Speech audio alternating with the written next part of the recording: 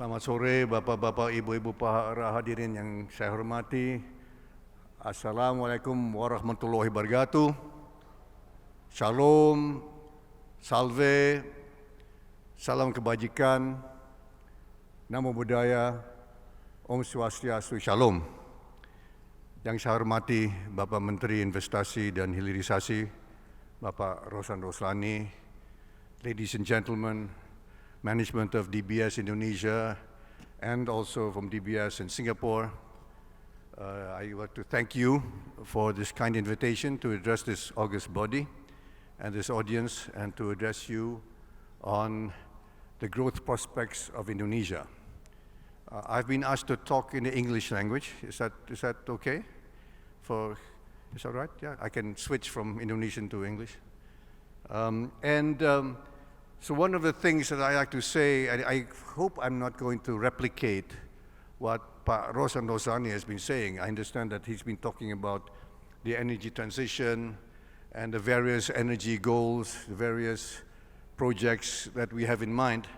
So I would like to perhaps discuss and talk about other elements of the government's program and why we are highly confident of reaching the economic growth rate of 8% and above.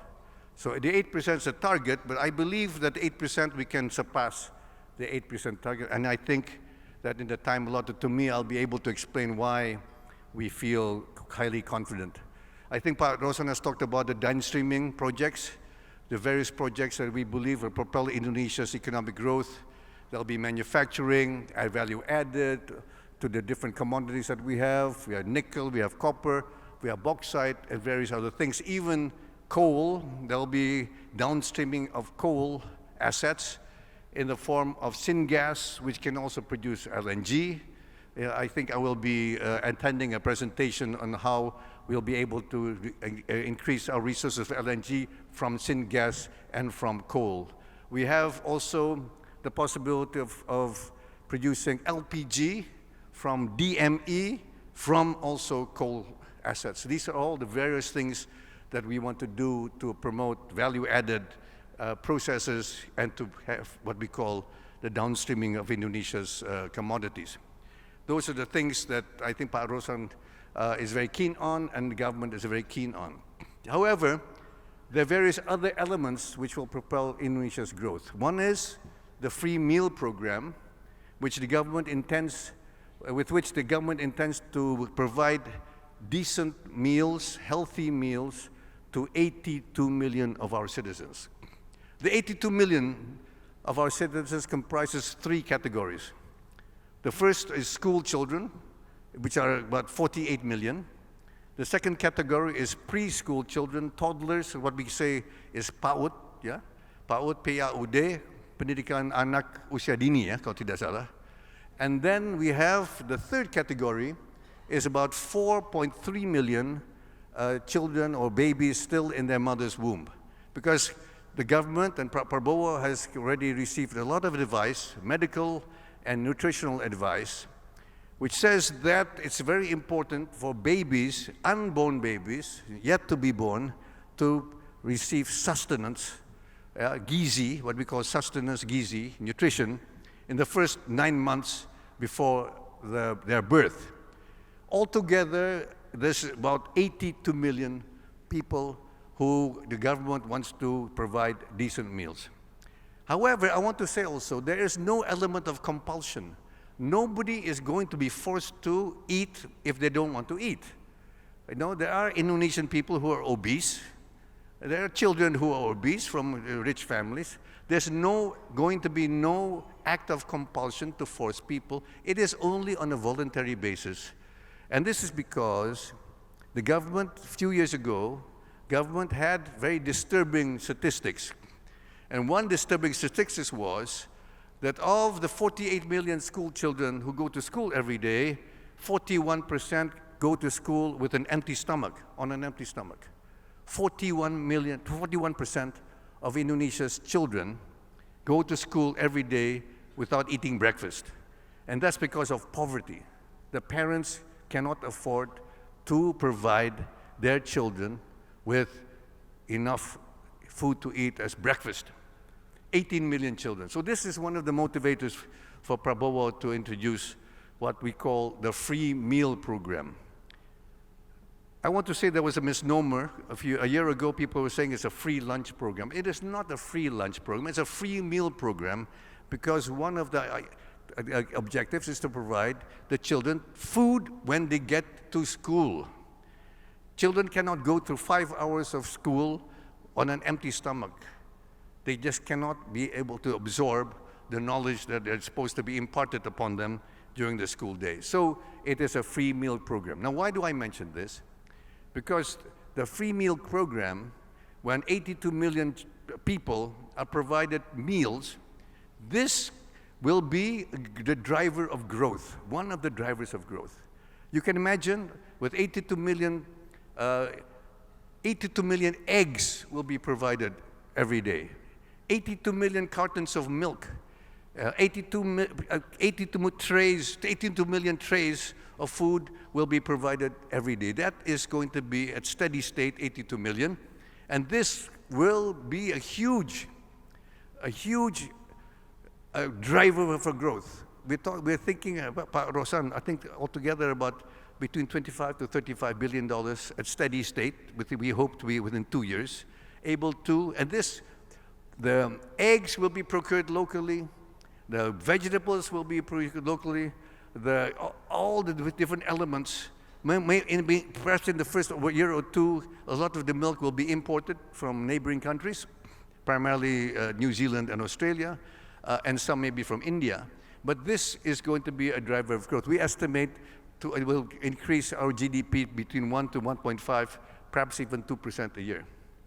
The second element of our growth program is a program which actually I am closely supervising on behalf of the government. This is what we call the perumahan sosial. This is going to be social housing, perumahan rakyat. And this is because there are, according to the government statistics, the latest statistic we have, Pak Rosan, from BPS, is that there are 15 million families which are in the waiting list for a decent house. 15 million, both in the rural areas as well as in the urban areas. 15 million families waiting for decent housing. In the previous administration, the maximum which was achieved was about 260,000. Sometimes it was 180,000, more often 200 to 220,000 a year. At that rate, it would take 70 years to be able to provide a decent home for our people. Besides the 50 million families, there are 27 million families living in the rural areas who are living in substandard dwellings, substandard houses. Mostly living in huts, what we would call huts. Most of them with no running water, most of them with earthen floors, floors which are basically of earth, with no clean water, and therefore a problem that we have is that this, I would say, uninhabitable, basically, milieu, or environment for us, is a major cause of what is a major problem in Indonesia, and the major problem is stunting. Stunting is is a condition where children's development, especially on the brain development, is actually impaired because of a lack of nutrition, especially protein. As of the latest number, which was last year, the government estimates that about 25% of Indonesian children suffer from stunting, 25%. So, when we talk about development, many economic experts talk about, the demographic bonus. The average age of Indonesian people is 29 years old. That's a great asset. We don't have the problem that Korea has, an aging population. We have a young population. The problem is that when we have a young population, but 25% suffer from stunting, that becomes not an asset, it becomes a gross liability. We would have to support 25% of people who cannot basically function properly. So instead of a vigorous workforce, we have a workforce of 25%, a quarter of the workforce being people who cannot work properly. who cannot take orders, who cannot take instructions, who cannot work as factory workers, who cannot work as soldiers, who cannot work as civil servants, and that becomes a great liability. So therefore, the government has to put a priority on correcting, and eventually we want to eliminate stunting. Now this has a very positive effect. This will have a very positive effect on economic growth. Now, the housing program that we have in mind is to provide housing for the 15 million in the waiting list, and eventually 27 million who live in substandard housing. So the challenge is to provide decent housing for about 40 million households. This is a major problem, but an opportunity, and an opportunity to drive growth. The housing sector has 185 linkages to the rest of the economy. We just think about it. Housing needs cement, it needs steel, it needs electricity, it needs wiring, it needs lamps, it needs, toiletry, it needs kitchen equipment, it needs stoves, it needs refrigerators. Most people want to have a television. Maybe some homes want to have 2 television sets. This will be a major driver for growth. 185 linkages. The furniture industry will major recipient, major beneficiary. We can think about if one family in Indonesia is about 5 people, a mother, father, and 3 children, a house, an apartment would need at least 4 to 5 beds. So if we were to target is to do 3 million times 4 to 5, we would need every year 12 to 15 million beds.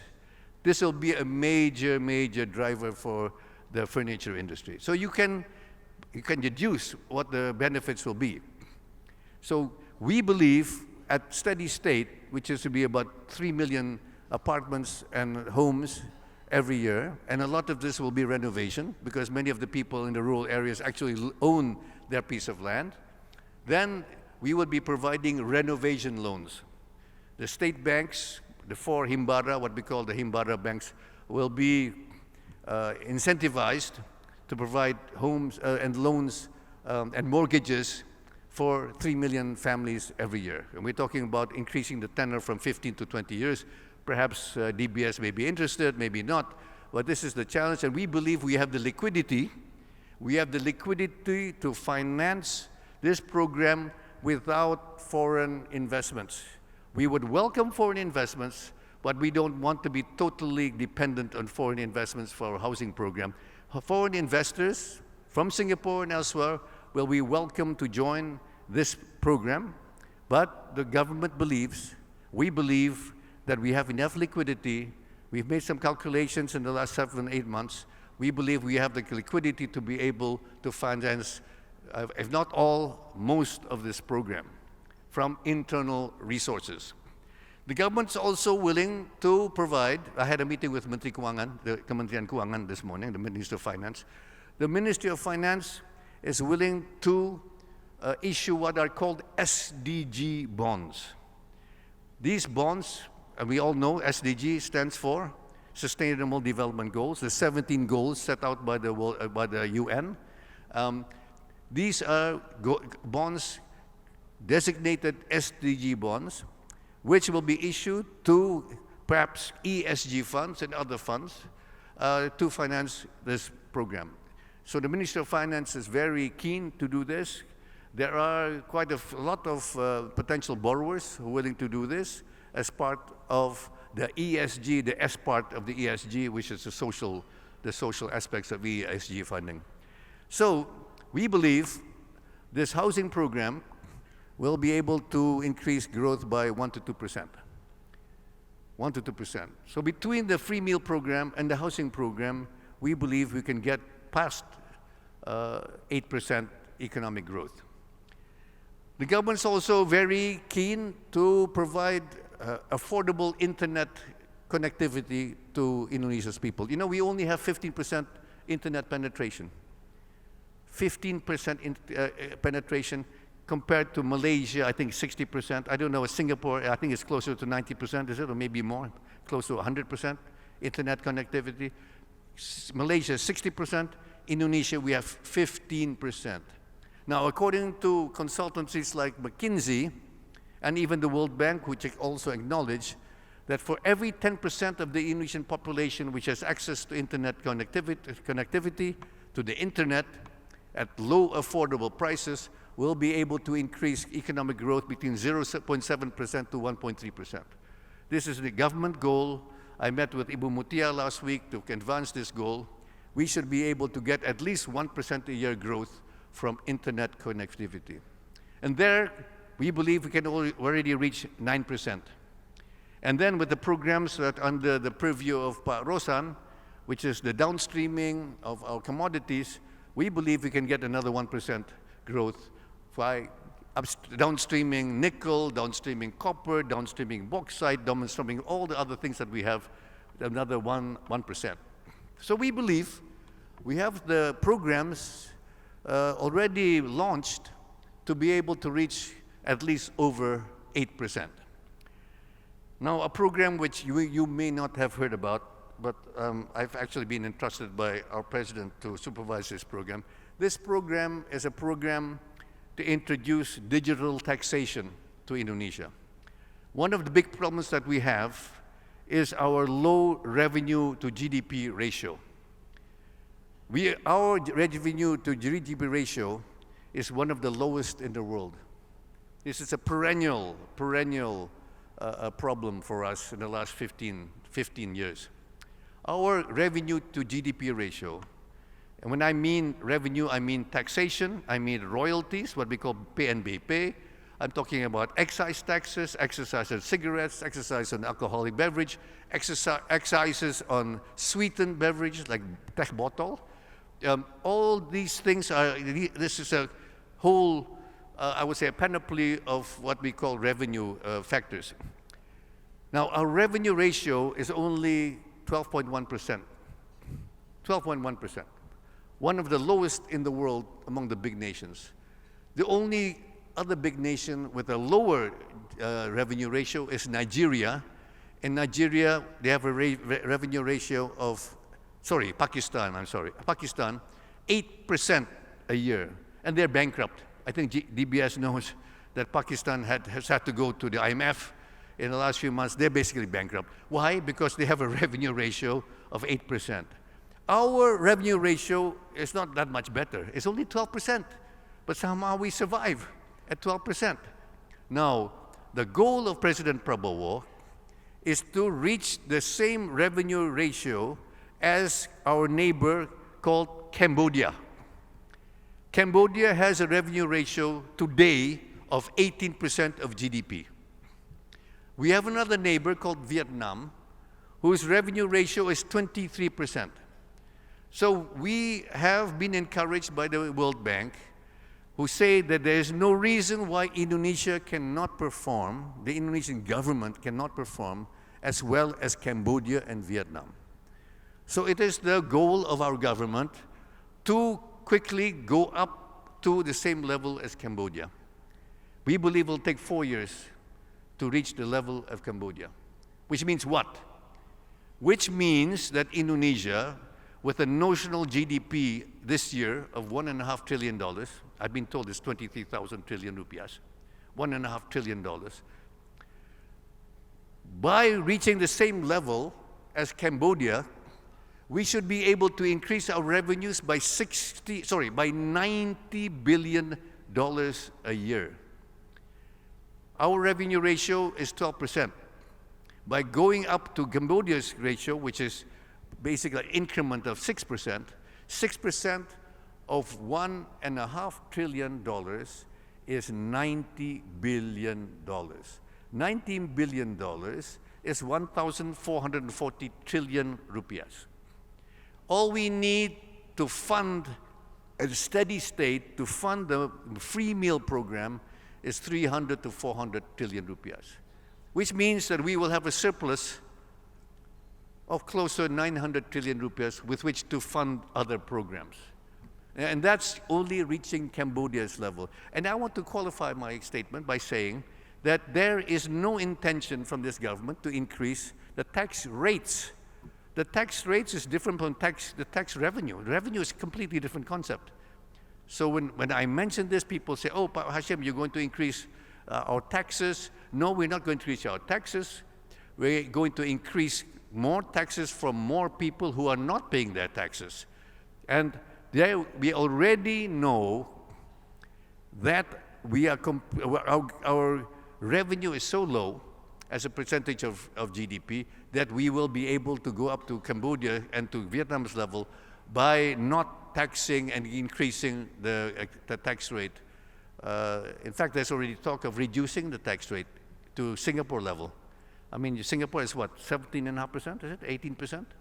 So there's some talk of in fact, incentivizing people by reducing the tax rate. But we want to increase the revenue, the aggregate revenue we want to increase. So what are the implications? The implications is, again, another positive push for growth. We will be able to fund many, many projects. And therefore, I think it's very beneficial to have Pak Roshan here. He's head, I think you're here as CEO of Danantara, yeah? Not as Minister of Investment. Or for both? You're here as both. Okay, I was told you're here for Danantara. So all questions about Danantara, I leave it to you. Yeah. But what I want to say is the Indonesian government will have revenue. The target is for $20 billion of cash from the state budget every year. $20 billion a year, which means, or 18 billion, I think, under, yeah? Which means over 5 years, Danantara will have cash of about $90 billion with which to invest. And the idea is basically to invest, to co-invest here, Pak Roshan. If a Singapore company wants to build a power station and is looking for a partner, then Danantara would be able to partner I think the IRRs are usually for power projects are pretty good. So Danantara would be the partner of choice. The partner of choice is Danantara, not Hashim. Yeah? Danantara would be the partner of choice. And we'll be able to fund projects in a huge scale. If, let's say, that Danantara is a 50% partner to co-invest with a Singapore investor, other investors, and the 50% would translate to equity of $180 billion. And on a very conservative DBS style, 3-to-1 leverage, we would be able to fund, I would say, $720 billion of projects on a conservative approach. $720 billion of projects to be funded over 5 years. 5 years.